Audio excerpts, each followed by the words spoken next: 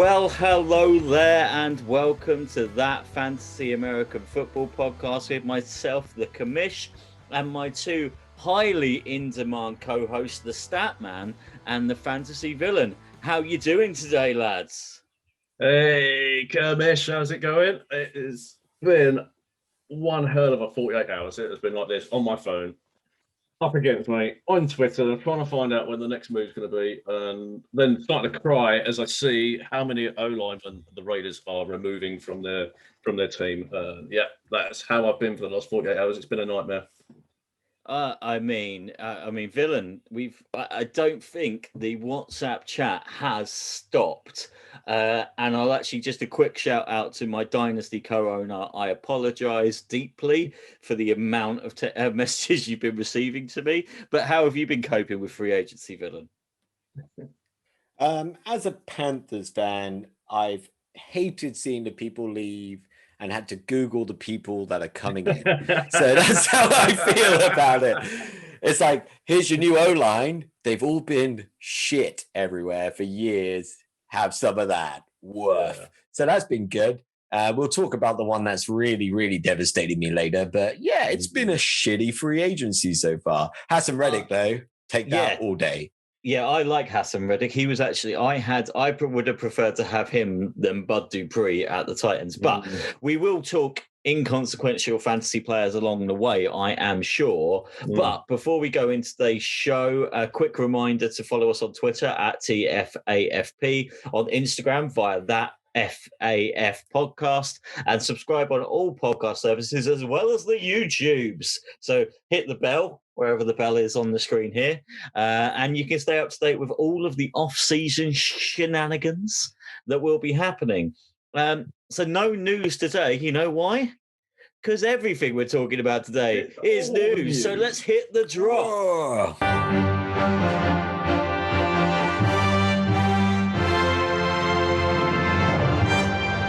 That's right. We're talking free agency frenzy, free agency frantic, fantastical, fantasal madness, or whatever the hell they're calling it nowadays. But that's what we're going to be chatting about today. Obviously, we've all got our own invested interest. Captain Top Knot on the bottom of the screen. He's obviously cares more about the Panthers than anybody else. Statman, it very much cares about what's going on with the Raiders and the fact they think they've got one lineman in Richie Incognito who is certifiably insane. And as a Titans fan, we fired everybody and we're starting again, it appears. If you're not Ryan Tannehill or Derek Henry, get out, it seems. So we've got a lot of players to talk about. We're going to talk free agency, landing spots, what that means for us. I'm going to go over every single person that's kind of made a move, and then we're going to talk about the ones that interest us the most. That's the format. So be prepared to hear some names, and then we'll come back to them. So first of all, quarterbacks. And we're going to start with Dak. Went to the Cowboys. Surprise, surprise. Jameis is at New Orleans. Yes. Fitzmagic is at the Washington football team. Double yes. Cam Newton is at New England. Boo. Andy Dalton is at the Bears. Hooray for the Gingers getting paid. Brissett is with Miami. And Tyrod Taylor is with Houston. Where do you want to start, lads? Statman, who do you want to talk about? Can we start on the Dalton scale? Can we? Yeah, let's go. Out of all of the signings there, you want to focus on Andy Dalton first. Hello, Matt Nagy. Welcome to the show. I only want to start on that one, not because it's Andy Dalton, because he is just a middle-of-the-road average player, if you could even describe him as that. It's the fact that that monster offer that the Bears put in, that Pete Carroll ran into the boardroom at the last minute and went, stop! Don't take all those draft picks and players. We just want to keep our older aging quarterback that is still okay and pretty good. We'll stay with that. We'll go with what we've been doing that hasn't been winning us enough games, and we'll just stay as we are. Thank you very much. We won't take all of that. What was it? It was three first rounders, two starters, and a third. I believe it was three later round picks, 3 first round picks, and Mack plus somebody. Oh, lovely. Or Hicks plus somebody. I believe they had a choice, Hicks or Mack. I mean, I mean, I love a trade, but I would have taken it. I would have taken it in an instant. Absolutely. Pete Carroll's clearly going senile in his old age. So, God, that is so stupid. I've got some notes on the Chicago bet. I went through each and every free agency move and made my own winners and losers from them. So I entitled this one, Andy Dalton ruining Allen Robinson's life. Winners. There are no winners in Chicago. Losers, all of Chicago and all Allen Robinson owners. A-Rob is possibly the best wide receiver in the league talent-wise and was tagged in Chicago, hoping to be getting the ball from Russell Wilson or Deshaun Watson, but he got the red-white rifle. And then I just did this. We're on YouTube now, so everyone can see the thumbs up. See it. Has anyone seen Kyle Brandt's take on it? No. Oh, he's just like the entire city of Chicago. It doesn't deserve this. They deserve better. For years and years, they've never had a quarterback. Who's the last decent quarterback? Jim McMahon? Jim McMahon, maybe. Yeah, I was going to say, we're all Was he going decent? back I'm not to even sure he was decent. He was a lady as well. Jay Cutler? I love Jay Cutler. Not for a football player, but for a dude. Jay Cutler. Lunatic. That's it. So I have heard that Kyle Brandt said that they do not need a quarterback to be successful. I get that. I get Andy Dalton as a safe set of hands. I feel sorry for Allen Robinson because he's stuck in a city that can't even do pizza correctly. It's just one of those things. I just we're going to put the sauce on top and make it deep and the cheese on the... Oh, fuck off, Chicago. That's a cake. You made a cake. You made a cake. You've made bready lasagna is what you have decided to make. Bready lasagna. All right, I want to move. I feel sorry for A-Rob. I think he'll be okay because he's only ever had shitty quarterbacks. I know, but he would be so good. Imagine. It's turned me to alcohol. You know who I want to focus on? I want to focus on Dak Prescott, because it's the figures. Obviously, I came into last season and I said Dak Prescott 5,500 yards, knock it on, put it on the wall, big prediction, and then he loses his foot. And a footless quarter. I still think they would have been better playing with a footless Dak Prescott than what they ended up with. And he was on pace for just shy of 6,000 yards if he kept up his pace in the first 3 games. I think it was more than 6,000 yards. Yeah, well, you didn't factor it was nice. It was nice, yeah. So obviously this is good for him. We still don't know if it's going to be 17 games, but we're assuming 17 games. Dak Prescott is going to break records. They finally paid him. Once again, I'm excited for the Cowboys offense, even though Mike McCarthy is there, but he's not in charge of the offense. We saw that last year. He could still, there's still something there.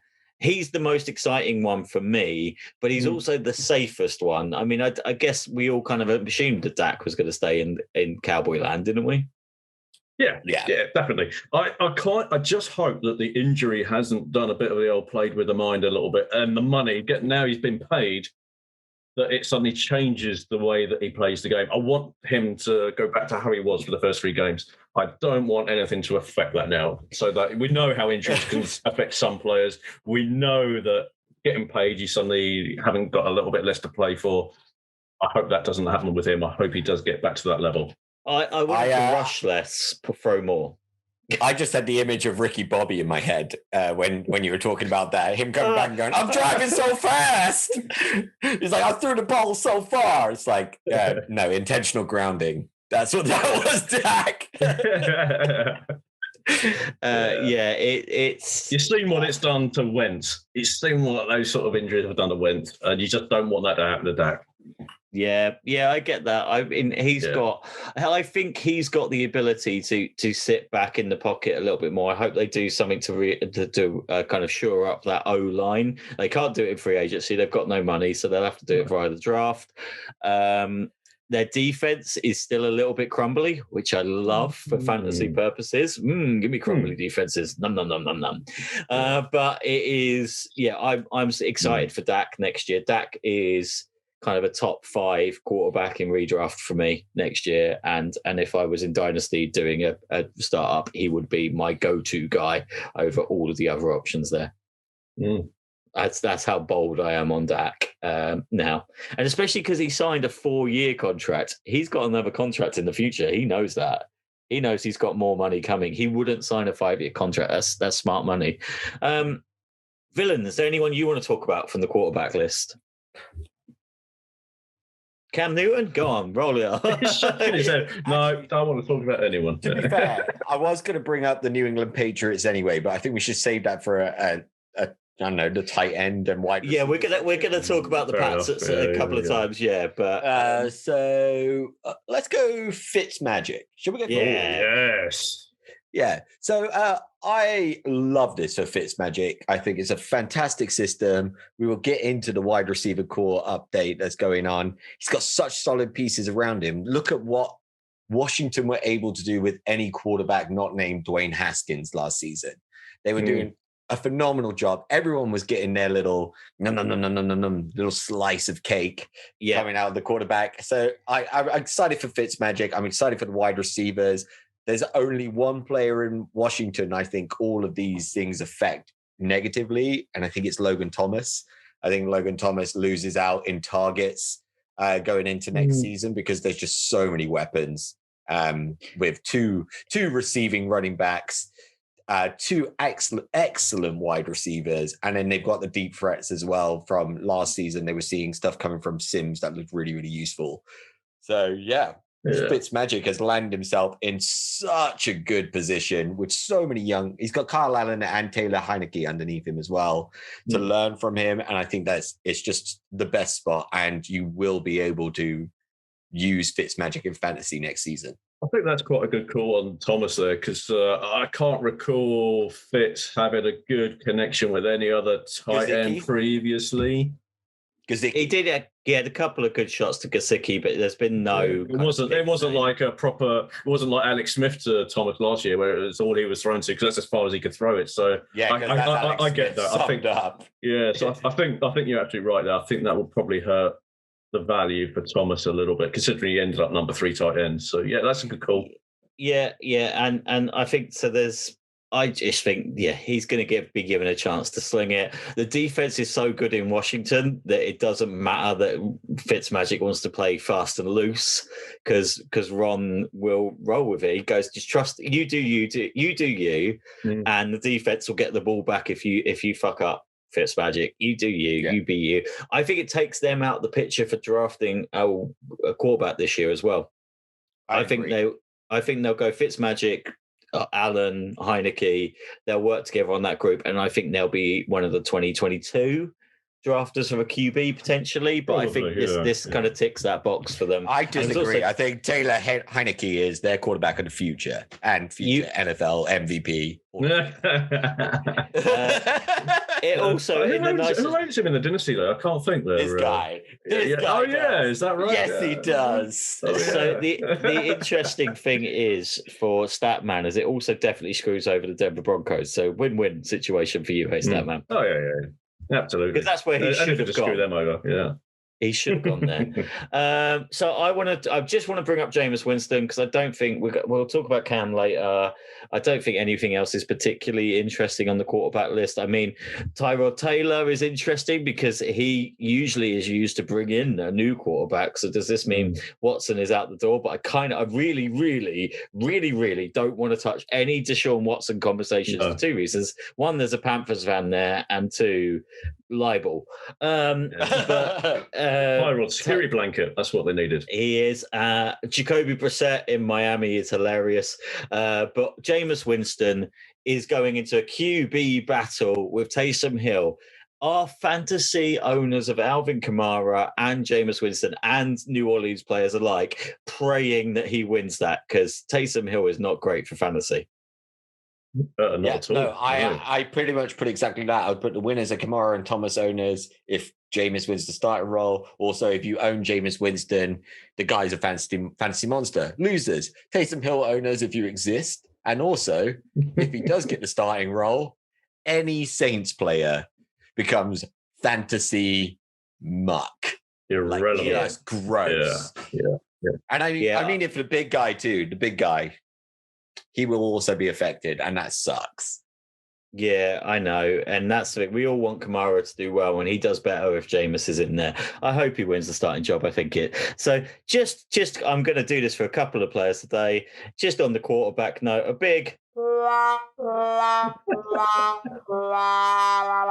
just for poor Mitch Trubisky. When Jacoby Brissett is being signed over the top of you somewhere, I mean, do we have any hopes that Mitch will find a home? I think he's going to make a backup, and he's going to perform excellently when someone's injured, and then he's going to get the job. I wouldn't be surprised if he ends up backing up at somewhere like Buffalo, you know, something like that, where they just that's where people are talking. Yeah, it just doesn't it feel like punishment? Being sent to go back up in Buffalo just feels like a punishment sentence. If you lined up if Mitch Trubisky went to Buffalo and you lined the 3 quarterbacks up, you wouldn't be able to tell the difference. No, but also the other thing is Trubisky and Josh. I had him down as potentially going to the Giants somewhere where he could potentially win the starter's job, but they just signed Mike Glennon. Mike Glennon has now he's got no chance there if Mike's there. Yeah. Oh dear. Buffalo just makes sense. Let's move on to the running backs. I've heard a fair few podcasts use this line. Do not raise your children to become running backs because, the market is brutal. But who's been signed? Aaron Jones has been signed by Green Bay. Jamal Williams has been signed by the Lions. Carlos Hyde has been signed by his alma mater coach in Jacksonville. Mark Ingram has been signed by the Texans. Malcolm Brown has been signed by the Dolphins. Mike Boone has been signed by the Broncos. Lamar Miller has been signed by the Washington football team, and Devontae Booker has been signed by the Giants. Why am I listing those irrelevant people? Because they got signed ahead of Drake, Carson, Fournette, and now Philip Lindsay. Oh, it sucks to be a running back over the age of like 24. Yeah, you get one season. It's a short career, isn't it? Yeah. Oh, so out of that list, obviously, I want to talk about Aaron Jones, but I don't want to talk about him personally. I want to revert to Statman. Statman, you made a comment recently about the Aaron Jones statement that I found to be hilarious, which is I'm glad I didn't put in a big trade for AJ Dillon. Did I say that out loud? Yeah. Mercy. I must admit, it is going to affect that. What I like about Aaron Jones is I can see why Green Bay have done it. I keep reading everywhere. Everyone saying, why the hell did Green Bay draft in AJ Dillon? Why did they waste the second round pick on him? And it's like, well, you think back, they had both Williams and Aaron Jones were about to leave in free agency. They knew that you've got no guarantee that they're going to re-sign with you. So you've got to have some kind of insurance. And that was their insurance. The fact that you've got the chance to potentially franchise tag a player at a lower price this year made sense. The fact that they managed to get him on a 4-year deal, which wasn't extortionate, I think was a good way to get him back. He is a top 5 running back that is efficient. You don't need to use him that much to get a lot out of him. You've still got Dillon that you can bring in. Last year, they were doing a drive with Aaron Jones. They were doing a drive then with Williams. They can keep that going. They'll do a drive with Jones. They'll do a drive with Dillon. You can mix and match it, and you'll still get the best out of Aaron Jones. It's an absolutely great move by Packers bringing him back. He's a very good player, and he'll still be a fantasy top 6-7 running back easily next year. So very good. Fact, he took a pay cut to stay with the pack. I think that's a big deal to them. I think it is one of those ones where possibly a little bit heart over head, but then also knowing if he's happy with the usage he's getting, kind of brings me everything that's going on at the Buccaneers. Half of the reason everyone's siding is like, Uncle Bruce will give me a day off. Uncle Bruce will let me go out and get smashed. Uncle Bruce doesn't care if I'm getting chicken wings from a strip club. It's kind of that whole ethos. And I think Jones likes what he is at the Packers, and that's why he's staying.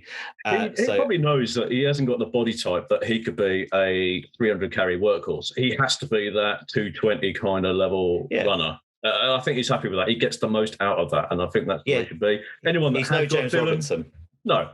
Anyone that has got Dillon fantasy-wise, you're probably going to be disappointed because you probably thought he was going to be the starter, but you're still going to get decent value out of him as well. It's probably sort of back end RB2, RB3 kind of sort of level for fantasy. So I don't think you should be too disappointed, but you don't want to pay through the roof for him. So if you did, unlucky.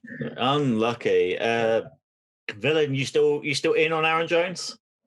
Yeah, I really like Aaron Jones. I like the way that Green Bay every single year will draft someone in because it's time to move into the future of Green Bay. And then every year they keep the same players every freaking year. It's like, okay, so we're going to move slowly, very, very slowly into the future. I think it ties in very, very nicely to, I actually wanted to talk about Jamal Williams a little bit because three things. Congrats to Jamal Williams. He goes somewhere where he can have relevance still, because I believe AJ Dillon was going to always come in and take that RB2 role. I'm a little bit worried for DeAndre Swift, but the talent is there, so I'm not overly concerned. Kerryon Johnson is irrelevant now forever and ever. What a journey that was. Oh, man. That was like, woohoo! It's like buying shares in Enron. It's absolutely horrible. It's actually quite surprising that he's not been cut by them, considering what they've got them now. I think I've been kind of expecting that post June the 1st or something. Maybe he'll be gone. Okay. I honestly think that Detroit have forgot. They've forgotten that they had Kerryon Johnson on the roster. Exactly. Can't remember they've got him. To Jamal Williams, I actually think he's great for the Lions. I think he's that exact player. I think he's a really good compliment for DeAndre Swift, because everyone thinks Jamal Williams is that change of pace backs, but Jamal Williams is actually the bruiser. Yeah, he's a power back. Look like a catch as well. Yeah. But my big thing is I'm a tiny bit concerned about Aaron Jones, because Brian Beluga obviously managed to reel in. I was going to say Funley. That's not his name, is it? It's Lindsley to the Chargers, and that means they've lost their center. Yeah, I mean, Bakhtari is still there, so run left is the answer here. But it's that thing. Narrow line concerns me. We saw what the Bucs did to that O line. That's the only issue I have. I do think he's talented enough to overcome, and I think in the regular season they're going to be absolutely fine. I think they will once again probably lose in the finals because of it. Also, on a note, because I'm not going to get to talk about David Bakhtiari again, does everyone enjoy how petty Trent Williams was just to get that extra $10,000 a year, just to be the highest paid? $10,000 on like a $40 million contract. I'll have $10,000 on that. Yeah, just to screw over Bakhtiari. I absolutely love that. That happened when Tottenham built their new stadium here. It's got 100 seats more than the Emirates. They built it with 100 seats more or something ridiculous like that, because pettiness is the best. Yeah. It is. Okay, so obviously other running backs that we want to talk about. I mean, come Statman, tell us everything. I've got one. James Robinson is a winner out of this. Yeah. Because if they're bringing Carlos Hyde to be the veteran backup, it's James Robinson season. He's going to be the RB1 at the end of the season next year. I did try and wrangle a trade for James Robinson, but it involved Hunter Henry. Did you? What were you offering up for that, though? Hunter Henry. Of course. Do it! No. He laugh in your face. No, he wouldn't accept it, because why would you? I would accept it. Of course. God. Yeah. I thought the issue was you didn't want to do it. No. Carlos Hyde is a big win for James Robinson. Mark Ingram is a bit of a loss for David Johnson. Yeah, split 50-50, that, isn't it? Definitely. Malcolm Brown definitely affects. That's horrible, because they've just created the Miami Dolphin running back room is now the Rams running back room. It is the same idea, isn't it? You've got Salvin Ahmed in there and Gaskin. Gaskin. You just don't know who's going to run. All three of them are now going to run it a little bit, and you just fantasy pointless. You don't want to touch the Dolphins backfield now. It's horrible. Also that fact. So if you're a Saquon Barkley owner, you now have to go out and get Devontae Booker. If you're in that's horrible, because he will get injured. That's horrible. And Lamar Miller becomes this year's Peyton Barber at the Washington football team. I was a little bit concerned at first as the JD McKissick owner. I was like, ooh, I don't know if I like that news. And I was like, wait a minute. They had It's Peyton Lamar Barkley Miller. yesterday. And also, Lamar Miller's not had one good season in the NFL. Oh, he has, hasn't he? Yeah, he has. Yeah, he was a Texan. He must have. He had 2 good seasons as the Texans. Yeah. Good, not great. And one excellent season as a Dolphin. Sorry, fantastic. Can I just take that statement and just call the biggest pile of bullshit? He was at the Texans. He must have had a good season. No, he did have a good season. But that statement... Yeah, that statement doesn't work. Yeah, he was at the Texans. He must have. Yeah. No, Brock Osweiler played at the Texans. Where was his good season? So he had a 1,000-yard season at the Dolphins in 2014, which was also bolstered by 275 yards receiving, which is decent for a non-receiving back. And then at Houston in 2016, he had 1,073 on 268 attempts. He is the original. Yes. You're absolutely right, though, Villain. That's a fair call. You can't have had a very good season. Definitely must have. If you're the Texans. I agree. You're right. Lamar Miller, Carlos Hyde, and David Johnson so far have all had the same good but not great seasons for the Texans over the last few years. I'm also interested to know, obviously, it's Drake, we're waiting on Carson, we're waiting on Fournette, we're waiting on White, we're waiting on. Also, the yearly, where will Jordan Howard land sweepstakes are open. I don't even know if he's a free agent. I believe he is, because I think he's only on a 1 year contract. But he's also, I think he's actually only 12 years old, because he seems to be getting younger every time I Google his age. The same age as the amount of yards he gets every year. Yeah, that's the thing. His first 2 seasons at the Bears were phenomenal, and they just got rid of him. It's long gone. Sense. Long gone. Can't catch. Yeah, there's no one else on there. I think Fournette is going to end up being at New England because I think he's going to stay at the Bucs. I think he's going to New England, and James White's going to the Bucs. Apparently, Tom Brady is begging the Bucs to keep Leonard Fournette. Really? Yeah, but if he gets White, they'll be like, you can't keep your Leonard Fournette. But here's good old James White to you. You love James White, Thomas. Have him. One that might not be on your list. I don't know if you put him on there. Damian Williams. Yeah, because I don't want to relive that pain. But he might end up somewhere quite tasty. I don't know. Where? I just don't know where is Damian Williams? Yeah. We might go to this new Arizona Cardinals team that are clearly gunning for the Super Bowl this year.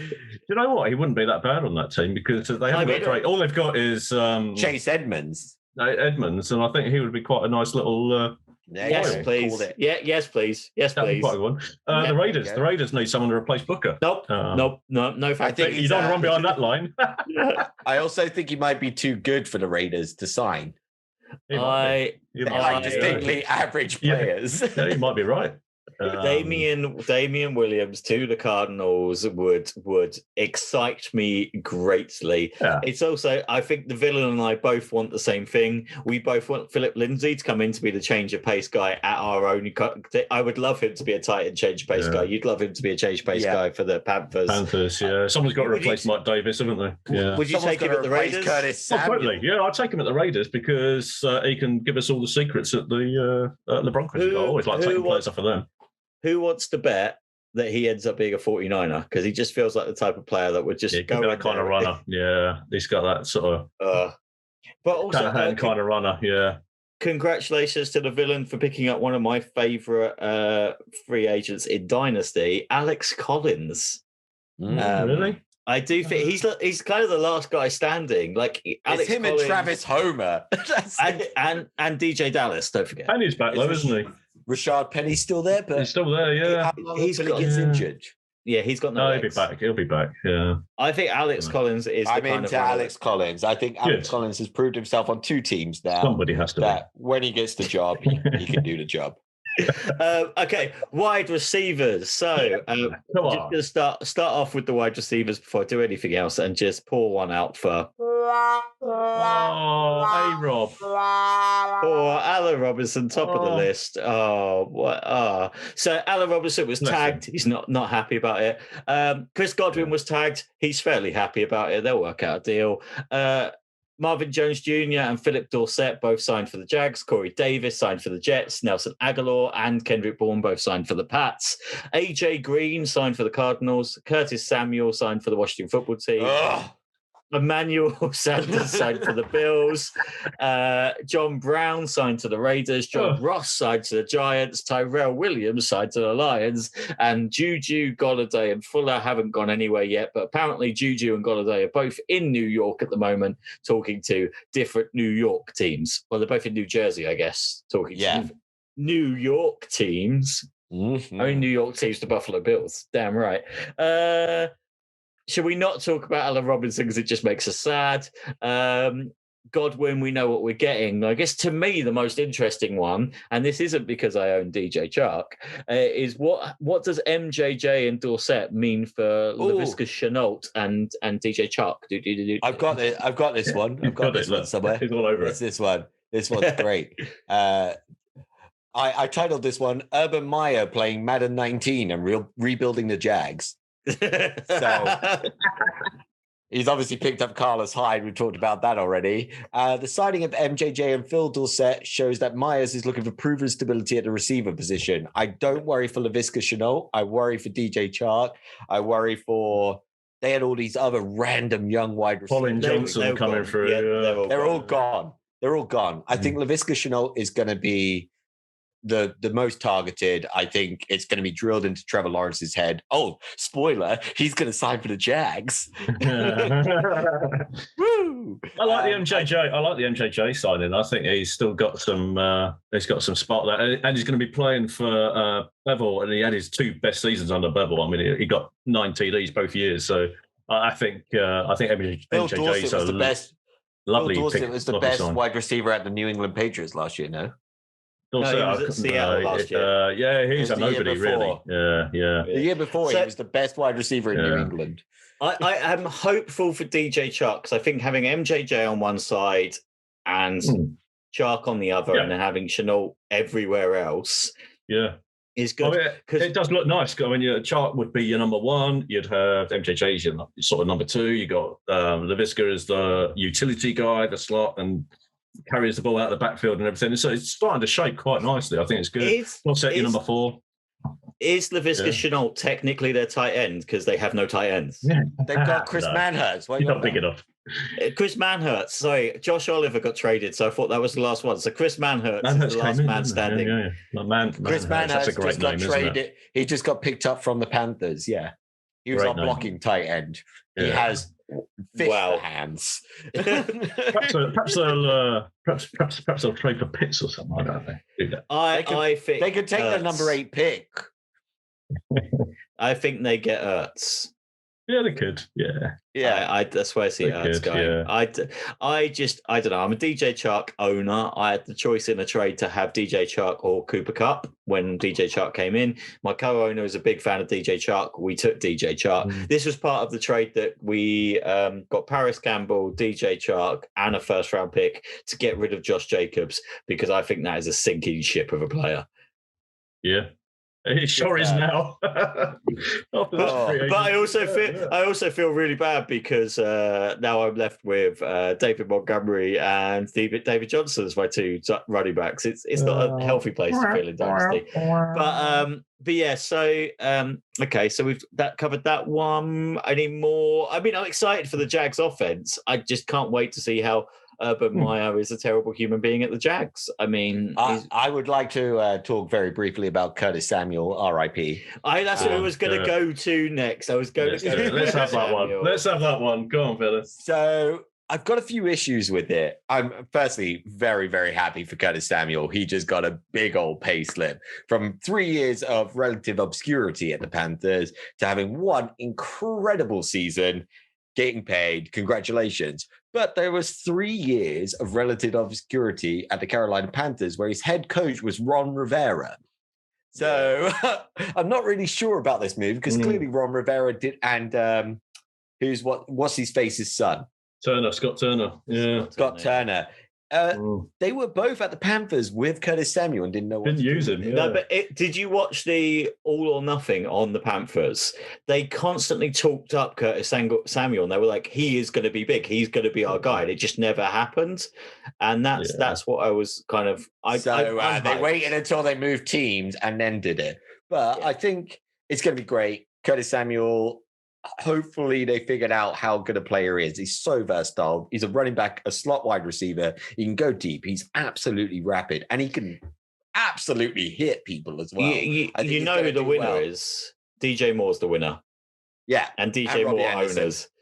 I'd still think DJ Moore feels like the one who lost out most to Samuel versus Anderson, because Anderson was just a burner that was just getting targeted constantly. Whereas I do feel DJ Moore is a little bit more versatile, a bit more of a route runner, whatever.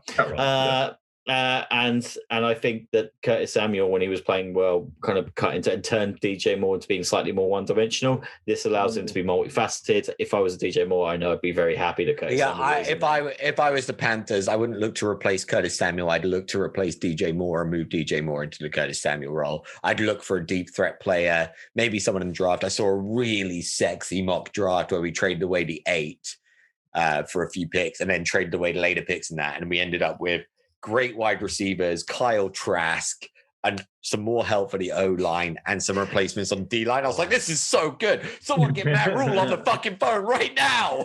Kyle Trask, to me, is just Tim Tebow reincarnated. Kyle Trask, to me, is that guy that everyone's going to forget about in a draft, and he's going to end up killing it somewhere. Kyle Trask, to me, is the exact combination of Tim Tebow and Jay Cutler.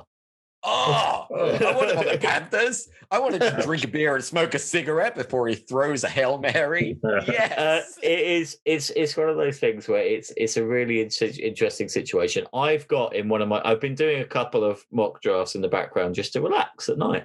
And I've got Tutu Atwell as being my guy that I really want to go to the Panthers, because I just think he's rangy, he's fast, he feels it, and he's a late round pick.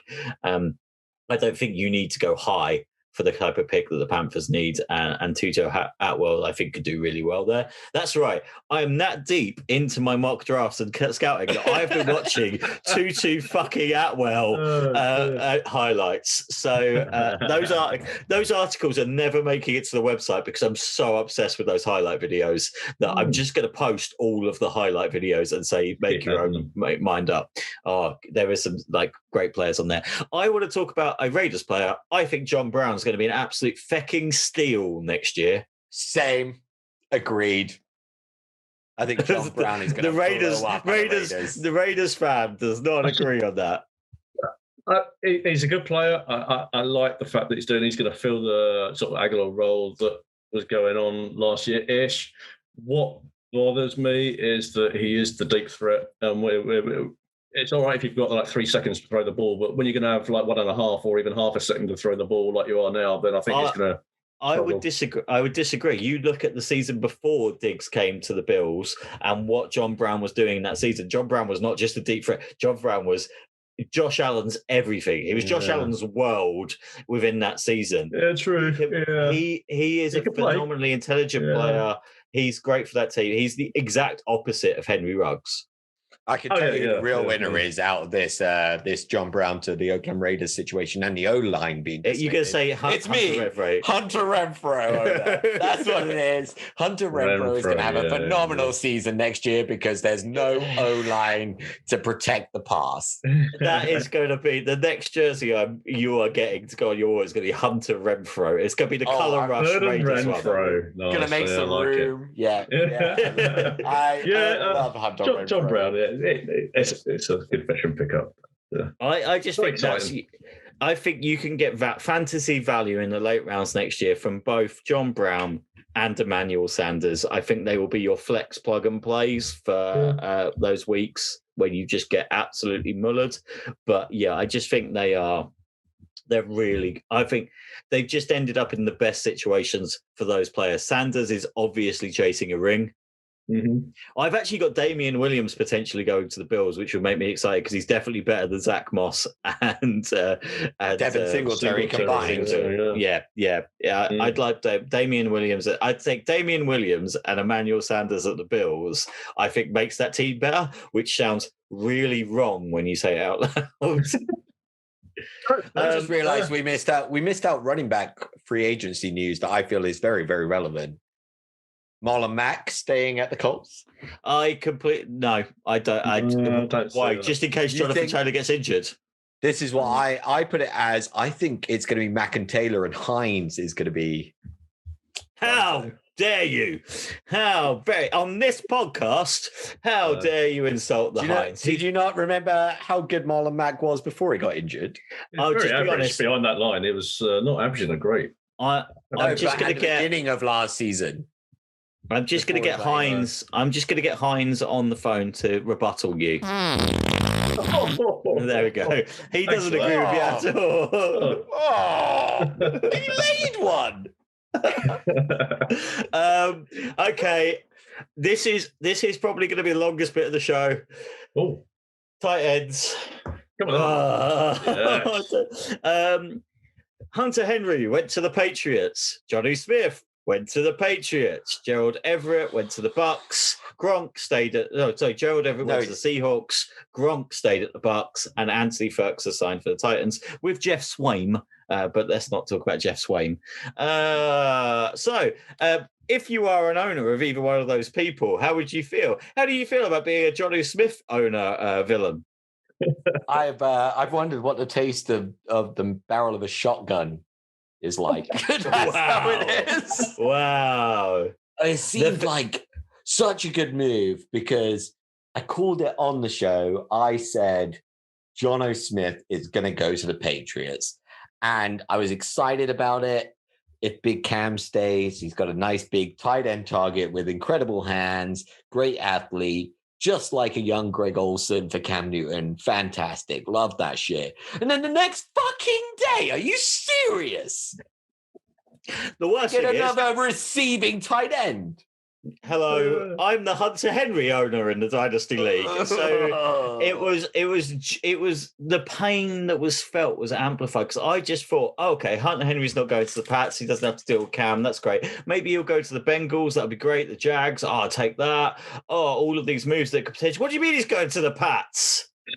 I literally I have almost made so many terrible rage trades about Hunter Henry now, and my co-owner has talked me off a ledge a couple of times.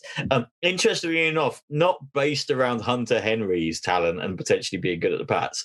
I also made I'm so glad I made the trade. I traded away Jeff Wilson, who I love, for Tyler Higbee, and I'm so glad I now have Tyler Higbee on my team because at least he's a starter tight end. Yeah. And I also he's the only tight end at the Rams now. They've got a young guy as well. Pretty much. They just got rid of Gerald Everett, who steals all of Tyler Higbee's targets. But also I have Eric Ebron, who I was planning on cutting, and I actually thought the Steelers would have already cut, but he's now the only tight end of worth in Pittsburgh. So keeping all of them now because Hunter Henry, my surefire top 10 tight end, is now splitting time with another surefire top 10 tight end in Jonnu Smith. The one thing I say, I'm glad I own Hunter Henry because Jonnu Smith is much better at blocking than Hunter Henry. He'll be in blocking all the time. And I'm really glad I own Anthony Ferguson. Yeah, and that was the next person I was going to bring up. Anthony Ferguson is an absolute. If you were in a Dynasty League and somebody hasn't picked up Anthony Ferguson yet, get him. He signed a 1-year prove-it deal. And my understanding is his deal is actually do good this year, and when the cap increases, you'll get bare bank, son. That is what it's bare bank. Yeah, bare bank, son. So that's what's going to happen. He is the most kind of, I don't know, like humble tight ends. Like when you read these, I just want to get better. I know I can't fill Jonnu's shoes in the same way. I'm going to play smarter. But you look at him and you see the way he played last year. He has definitely got the potential to be a starting tight end. And I love the fact they signed Jeff Swaim as well at the Titans because Jeff Swaim's like a good 2 foot taller than Anthony Ferguson, or at least it feels like it. Someone's got a block.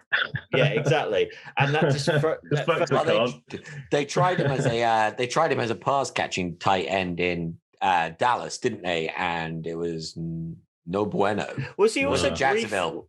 I think it was at Dallas, and he was briefly on the Dolphins. I think for a couple of weeks, and then he's a blocking tight end, isn't he? Yeah.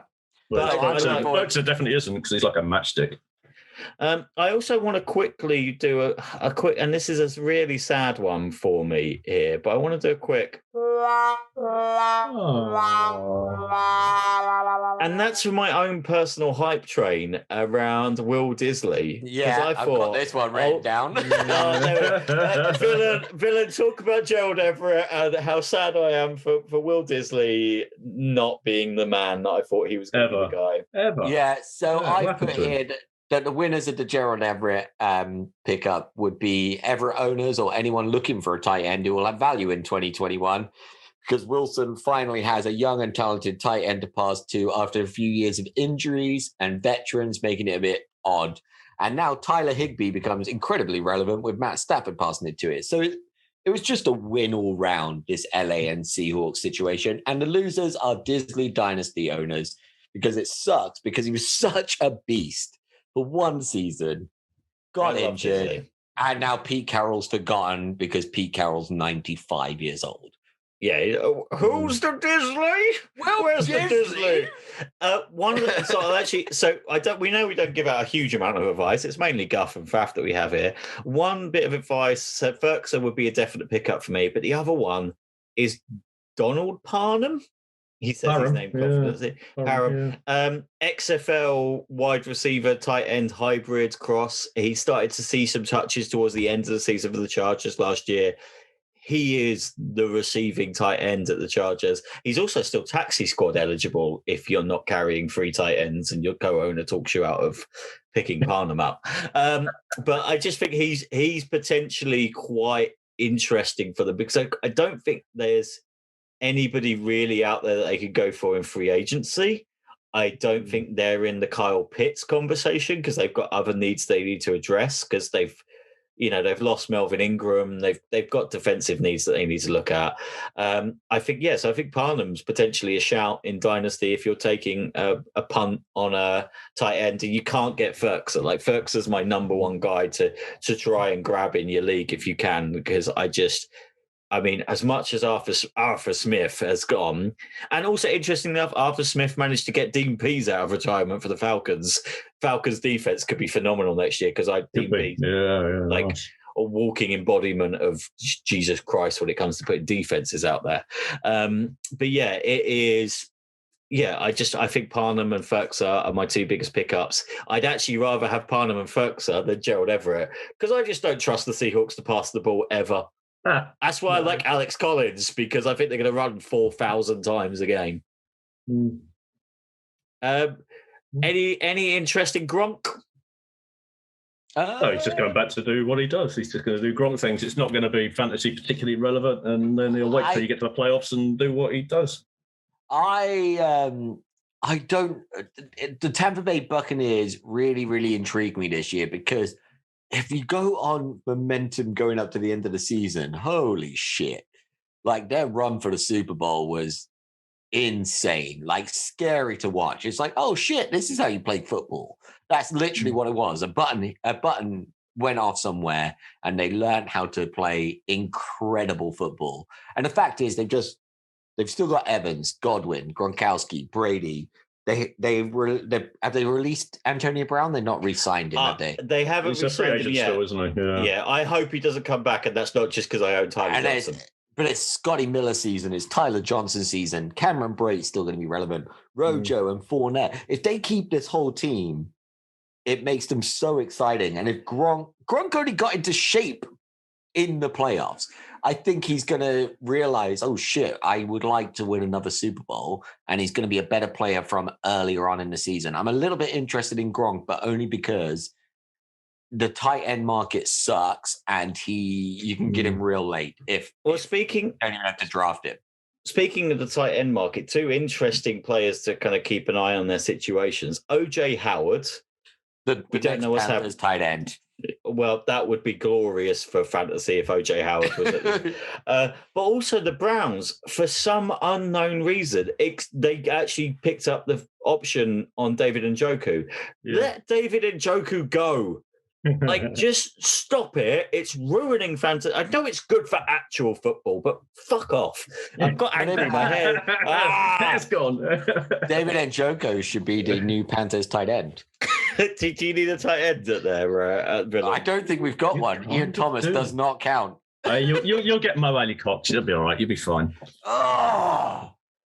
Oh, he's so brutal. You know what I've heard? I've heard Will Disley's on the way. Yeah, it could be. Jacob Hollister will be your man.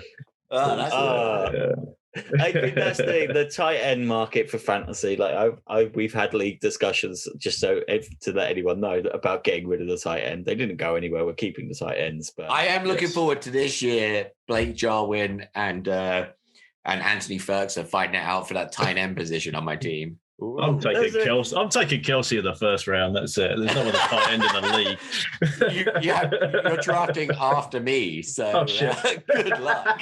So I was gonna. So like in Dynasty, we've actually got really interesting. Like just to finish up the tight end conversation, I'm sitting on Hunter Henry, Eric Ebron, and Tyler Higbee. Villain, you're sitting on Jonnu Smith, Anthony Ferguson, and Blake Jarwin. I'm all Statman, who are you sitting on? I'm fine. I've got Waller and Smith Jr. I'm fine. I hate you. You actually are fine. You have two tight end ones. Yeah, I'm all right. I'm all right, Jack. Yeah.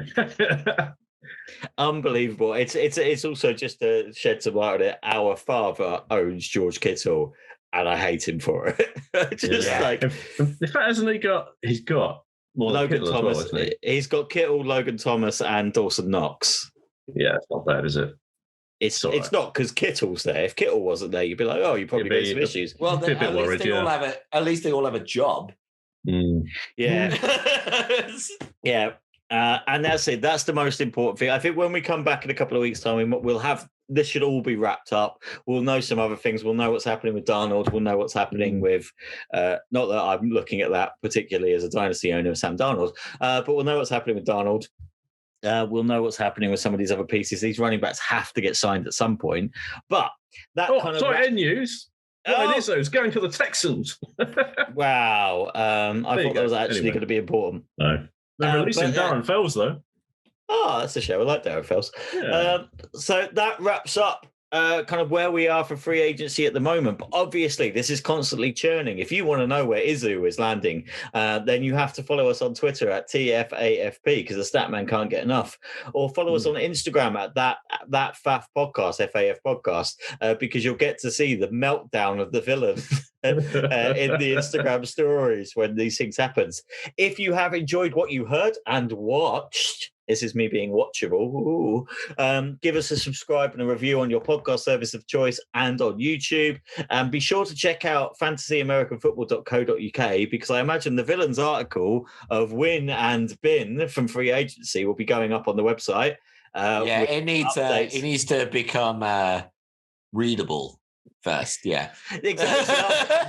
That will be up on the website and will be updated as free agency goes along. But for now, it's a big old cheerio from myself, from the Statman. Cheerio, guys. Take care. And the fantasy villain. Cheerio, guys. Look after yourselves. And we will catch you in a couple of weeks' time where we're going to be getting ready for the draft. Yes.